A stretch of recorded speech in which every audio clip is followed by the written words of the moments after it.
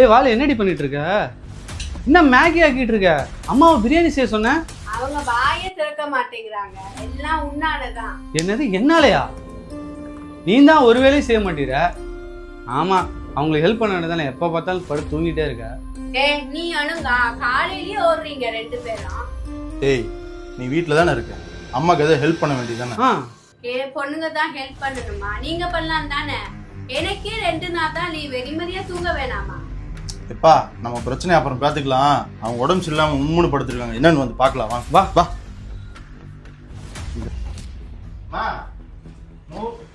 என்ன ஆச்சுமா? ஏமா படுத்துட்டே இருக்க?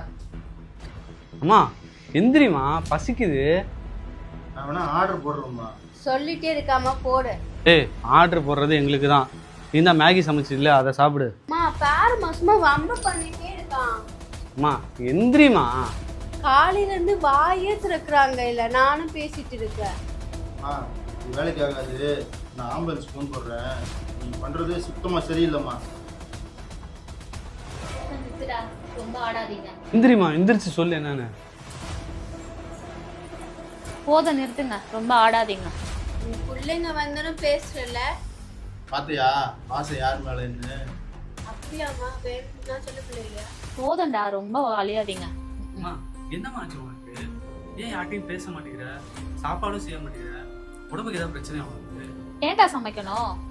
பிள்ளைங்க வீட்டுல இருக்கீங்கன்னு ஆசை ஆசையா சமைச்சு வச்சா எங்க சாப்பிடுறீங்க? அறக்க பறக்க சமைச்சிட்டு ஓடிடுறீங்க. இவ தூங்கிக்கிட்டே இருக்கா. சரி, குழந்தை வீட்டுல இருக்காளே ஆசையா பேசுனா போனை வச்சுக்கிட்டு ஊன் தலையாட்டிட்டு இருக்கா. எதுக்கு சமைக்கணும்? எதுக்கு பேசணும்? லீவ்ல தானே தூங்குறேன். நாங்களும் லீவு தானம்மா. அப்ப எனக்கு எப்படா லீவு? என்னைக்கு நீங்க குழந்தையா பிறந்தீங்களோ அப்பத்துல இருந்து எனக்கு லீவுன்றதே கிடையாது. தப்பு தப்பு. நான் பொண்ணா பிறந்ததுல இருந்தே எனக்கு லீவு கிடையாது. என்னதான் பெண் உலகமா மாறினாலும் இந்த அம்மாங்க உலகம் மட்டும் மாறவே மாறாது. காலத்துக்கும் இதே போராட்டமா? நீங்க எல்லாம் கிளம்பி போயிட்டீங்கன்னா அந்த போனு டிவியை தவிர நான் வேற யார்கிட்ட நான் பேசுறேன்? குழந்தைங்க வீட்டுல ஆசையா இருக்கீங்கன்னு பேசலாம்னா பேசுறீங்களா? போனே கேட்டின்னு இருக்கீங்க. நீங்க விளையாட்டே கேட்டின்னு இருக்கீங்க. என்னடா நான் பாவம் பண்ணேன்? இப்படி தனியா கடந்தே சாவணுமா நானே? மனசுல இவ்வளவு கஷ்டம் இருந்தது நான் நினைக்கவே இல்லம்மா. சாரி. சரிம்மா, நாங்கள் பண்ணது தப்பு தான். இனிமேல் நாங்கள் அப்படி இருக்க மாட்டோம். சமாதானம் சமாதானம்.